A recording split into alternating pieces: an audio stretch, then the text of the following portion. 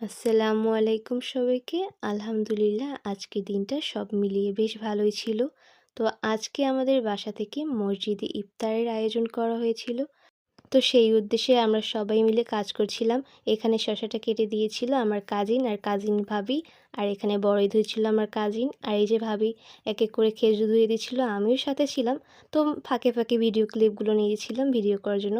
তো এরপরে আপু পেঁয়াজুর ইনগ্রিডিয়েন্টস তৈরি করে পেঁয়াজু এক এক করে ভেজে নিল।